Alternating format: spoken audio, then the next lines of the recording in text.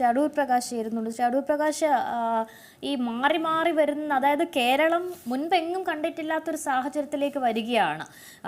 അക്രമങ്ങളായിക്കോട്ടെ, കൊലപാതകങ്ങളായിക്കോട്ടെ, ലഹരിയുടെ ഉപയോഗം ആയിക്കോട്ടെ, ഗുണ്ടാ വിളയാട്ടമായിക്കോട്ടെ, അങ്ങനെ അക്ഷരാർത്ഥത്തിൽ കേരളം, പ്രത്യേകിച്ച് തലസ്ഥാനത്ത് ഇത്തരം വാർത്തകൾ വലിയ രീതിയിൽ വരുമ്പോഴും പോലീസ് എവിടെ, ആഭ്യന്തര വകുപ്പ് എവിടെ, മുഖ്യമന്ത്രി എന്തുകൊണ്ട് മൗനം പാലിക്കുന്നു എന്ന് നമ്മൾ പറയേണ്ടി വരുന്നു. ആഭ്യന്തര വകുപ്പ് നിഷ്ക്രിയമാകുന്നുണ്ടോ? അല്ല, ആ ചോദ്യത്തിന് ഏറെ പ്രസക്തിയുണ്ട്. ആഭ്യന്തര വകുപ്പിനെ സംബന്ധിച്ചിടത്തോളം ഏറെ നിഷ്ക്രിയമായിട്ടുള്ള പ്രവർത്തനങ്ങൾ നടക്കുകയാണ്. അത് മാത്രമല്ല, ഗുണ്ടാ വിളയാട്ടം വ്യാപകമാകുന്നു. അത് ഗുണ്ടാ വിളയാട്ടം വ്യാപകമാകുന്നു എന്ന് പറയുമ്പോൾ ലഹരി മരുന്നിനെ അടിമപ്പെട്ടുകൊണ്ട് പ്രത്യേകിച്ച് ചെറുപ്പക്കാരുടെ ഒരു വലിയ മുന്നേറ്റം ഈ പറയുന്ന പ്രദേശങ്ങളിൽ ഉണ്ടായിക്കൊണ്ടിരിക്കുകയാണ്. അതിന് പ്രോത്സാഹനം കൊടുക്കുന്ന ആളുകളെ വാസ്തവത്തിൽ സത്യത്തിൽ അവരെയൊക്കെ സത്യത്തിന്റെ മുമ്പിൽ കൊണ്ടുവരികയാണ് ചെയ്യേണ്ടത്. അത് വാർത്താ മാധ്യമങ്ങൾ എന്നുള്ള നിലയിൽ നിന്നും അതിന് മുൻകൈ എടുക്കണം.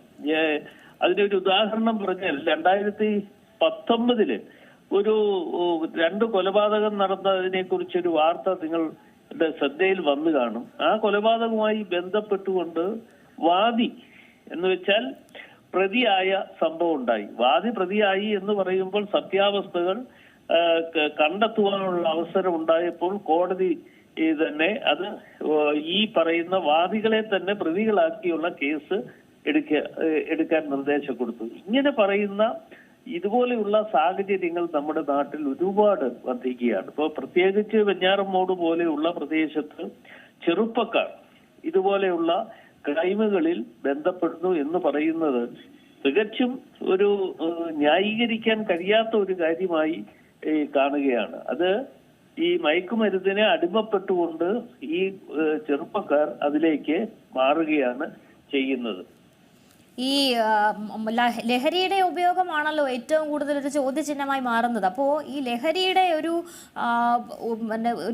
അതായത് ഒരുപാട് ലഹരി ഇവിടെ ഒഴുകുന്നു എന്നുള്ള വാർത്ത നമ്മൾ പല ഘട്ടങ്ങളിലും, അതായത് ഈ ഡിസംബർ മാസത്തിലൊക്കെ ഈ ന്യൂ ഇയറും ഒക്കെ പ്രമാണിച്ച് നടത്തിയ ഒരു ഹണ്ടിൽ തന്നെ ഒത്തിരി ലഹരി ഇങ്ങോട്ട് ഒഴുകുന്നുണ്ട്, പ്രത്യേകിച്ച് കേരളത്തിലേക്ക്. ലഹരി പാർട്ടികൾ, ഇത് ഒരുപാട് ഒരു തടസ്സവുമില്ലാതെ ഇവിടെ ലഹരി പാർട്ടികളൊക്കെ നടക്കുന്നുണ്ട്. അതിൻ്റെ ഇടയിലാണ് മദ്യനയത്തിൽ ഒരുപാട് ഇളവുകളൊക്കെ കൊണ്ടുവരികയും ചെയ്യുന്നത്. എന്താണ് അതിലൊക്കെ ഒരു നിയന്ത്രണം കൊണ്ടുവന്നാൽ ഇതിനൊക്കെ ഒരു തടയിടാൻ സാധിക്കില്ലേ? അത് കേരളം ഭരിക്കുന്ന സർക്കാരിന്റെ ഏറ്റവും പ്രധാനപ്പെട്ട ചുമതലയല്ലേ? കേരളത്തിന്റെ മുഖ്യമന്ത്രിയാണ് ആഭ്യന്തര വകുപ്പ് കൈകാര്യം ചെയ്യുന്നത്. കേരളത്തിന്റെ മുഖ്യമന്ത്രി ആഭ്യന്തര വകുപ്പ് കൈകാര്യം ചെയ്യുന്നു എന്ന് പറയുമ്പോൾ അദ്ദേഹം കൊടുക്കുന്ന പ്രോത്സാഹനം എന്ന് ഞാൻ പറയുന്നത് ശരിയല്ലെങ്കിലും ആ പ്രോത്സാഹനം എന്ന് പറയുമ്പോൾ അദ്ദേഹത്തിന്റെ വാക്കുകളിലും പ്രവൃത്തികളിലും പല കാര്യങ്ങളും കേൾക്കുമ്പോൾ അത് പ്രോത്സാഹനമായിട്ട് തോന്നിപ്പോവുകയാണ്. ആ പ്രോത്സാഹനം കിട്ടുമ്പോൾ ഇതിനു വേണ്ടി ഇറങ്ങിത്തിരിക്കുന്ന ചെറുപ്പക്കാർ അത് അവര് പല ആളുകൾക്കും അവർക്ക് പ്രൊട്ടക്ഷൻ കിട്ടും എന്നുള്ള തരത്തിൽ അവർ ചിന്തിക്കുകയാണ്. ആ ചിന്ത മാറ്റിയെടുക്കേണ്ടത് ഈ സമൂഹത്തിന് യഥാർത്ഥത്തിൽ സുരക്ഷിതത്വം കൊടുക്കുക എന്ന് പറയുന്നത് കേരളത്തിന്റെ ആര് ഭരണം നടത്തിയാലും ആ ഭരണകർത്താക്കളുടെ ചുമതലയാണെന്ന് തന്നെയാണ് എന്റെ കാഴ്ചപ്പാട്. തീർച്ചയായിട്ടും അതിന് നടപടികൾ സ്വീകരിക്കുകയാണ് ചെയ്യേണ്ടത്. ഇപ്പോ 6 പേരുടെ കൊലപാതകം, 6 പേര് എന്ന് ആ പയ്യൻ ചെറുപ്പക്കാരൻ പറഞ്ഞുവെങ്കിലും 5 പേര് ഏതായാലും ദാരുണമായി കൊല ചെയ്യുവാനുള്ള അവസരമുണ്ടായി. അതിൽ തന്നെ നമുക്ക് കാണാൻ കഴിയുന്ന ഒരു കാര്യം, ഒറ്റ സംശയം കൂടെ, അതായത് ഇത് ആർക്കും ആരെയും കൊല്ലാമെന്നുള്ളൊരു ധാരണയിലേക്ക് എത്തിയിരിക്കുകയാണ്. കാരണം നിയമം അത്രയും സുതാര്യമായി, അല്ലെങ്കിൽ അത്രയും വളരെ എളുപ്പമാകുകയാണ്. പ്രതികൾക്ക് വേണ്ടിയിട്ടുള്ള നിയമം പോലെയാണ് ഇപ്പോൾ ഇവിടെ ഉള്ളത്. കുറച്ചുകൂടി നിയമം കടുപ്പിച്ച് ആഭ്യന്തര വകുപ്പ് അല്ലെങ്കിൽ പോലീസ് ഇക്കാര്യത്തിൽ ഒരു കർശന നടപടിയിലേക്കൊക്കെ പോയാലെങ്കിൽ പോലും ഒരുവിധം ഇതിനൊക്കെ ഒരു തടയിടാനാകില്ലേ?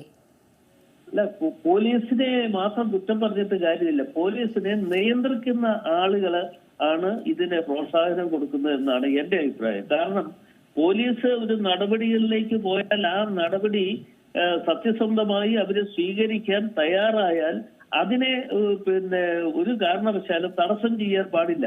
അത് തടസ്സം ചെയ്യാതിരുന്നാൽ ഇവിടെ കേരളത്തെ സംബന്ധിച്ചിടത്തോളം സമാധാനം ഉണ്ടാക്കിയെടുക്കാൻ കഴിയും എന്ന കാര്യത്തിൽ ഒരു തർക്കമുള്ള കാര്യമല്ല. അത് ചെയ്യേണ്ടതാര്? കേരളത്തിന്റെ ഭരണാധികാരികളുടെ ചുമതലയും ഉത്തരവാദിത്വമാണ്. ആ ചുമതലയും ഉത്തരവാദിത്വം നിറവേറ്റുവാൻ ഇന്ന് ആഭ്യന്തര വകുപ്പ് കൈകാര്യം ചെയ്യുന്ന മുഖ്യമന്ത്രി തന്നെ അതിന് തയ്യാറാകണം. തയ്യാറായില്ല എങ്കിൽ ഇതുപോലെയുള്ള ദാരുണമായ സംഭവങ്ങൾ കേരളത്തിന്റെ വിവിധ മേഖലകളിൽ ഉണ്ടാകും. അതാണ് സംഭവിച്ചുകൊണ്ടിരിക്കുന്നത്. ആ സംഭവിച്ചുകൊണ്ടിരിക്കുന്നത് അത് തടസ്സം ചെയ്യുവാൻ, തടയിടുവാൻ കഴിയണമെങ്കിൽ മുഖ്യമന്ത്രി ഉൾപ്പെടെയുള്ള ആളുകൾ അതിനുവേണ്ട പ്രവർത്തനങ്ങൾക്ക് നേതൃത്വം കൊടുക്കണം. അവരെയൊക്കെ ഇതിന് പോലീസ് ഉദ്യോഗസ്ഥന്മാരെ സ്വതന്ത്രമായി അന്വേഷണം നടത്തുവാനും ആ അന്വേഷണത്തിൽ കാര്യങ്ങൾ കണ്ടെത്തുന്നതിനുള്ള അവസരം ഒരുക്കി കൊടുക്കുന്നതിന് പകരം ഈ പോലീസ് ഉദ്യോഗസ്ഥന്മാർക്ക് പലതരത്തിലുമുള്ള സ്വാധീനങ്ങൾ ചെലുത്തിക്കൊണ്ട് അവരെ കൂടി തെറ്റായ കാര്യങ്ങൾ കണ്ടെത്തുവാൻ അല്ലെങ്കിൽ അവർക്ക് കൊടുക്കുന്ന നിർദ്ദേശം അനുസരിച്ച് കാര്യങ്ങൾ ചെയ്യുകയാണ്. സാറ് സൂചിപ്പിച്ചതുപോലെ ഇപ്പോ പോലീസിന് ഭാഗത്ത് ഒരുപാട് തെറ്റ് പറയാൻ പറ്റില്ല എന്ന് പറയുമ്പോൾ പോലീസ് പേടിക്കുന്നുണ്ട്. കാരണം പല ക്രിമിനൽ കേസുകളിലും പ്രതിസ്ഥാനത്ത് വരുന്നത് പാർട്ടി പ്രവർത്തകരോ അല്ലെങ്കിൽ പാർട്ടി അനുയായികളോ ഒക്കെ ആയിരിക്കാം. അത് പോലീസിന് കൃത്യമായൊരു ഇടപെടൽ നടത്താൻ സാധിക്കാതെ പോകുന്നുണ്ടോ ഈ അടുത്ത കാലങ്ങളിലായി? ഞാൻ പറഞ്ഞു വരുന്നത് മറ്റൊന്നുമല്ല. 2019 കാലഘട്ടത്തിൽ വെഞ്ഞാറമ്മൂട് നടന്ന കൊലപാതകം, ആ കൊലപാതകവുമായി ബന്ധപ്പെട്ടുകൊണ്ട് അന്നത്തെ റൂറൽ എസ് പി ആയിരുന്ന, എന്റെ ഓർമ്മ ശരിയാണെങ്കിൽ അയാളുടെ പേര് അശോകൻ എന്തോ ആണെന്ന് എനിക്ക് തോന്നുന്നു, അത് ഞാൻ കൃത്യമായി ഓർമ്മയിൽ നിന്ന് പറയുന്ന കാര്യമാണ്.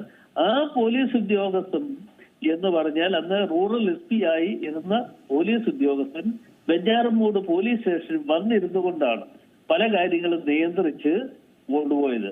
എന്ന് വെച്ചാൽ കേസിൽ പ്രതിയാക്കുന്നതിന് വേണ്ടി, നിരപരാധികളെ കേസിൽ പ്രതിയാക്കുന്നതിന് വേണ്ടിയുള്ള അദ്ദേഹത്തിന് കിട്ടിയ CPM-ന് വേണ്ടി അദ്ദേഹം ചെയ്തതാണ്. അതാണ് കോടതി തന്നെ കണ്ടെത്തി അത് ശരിയല്ല, ഇത് വാദി തന്നെ പ്രതിയായ ഒരു സംഭവമായി മാറിയിരിക്കുന്നു.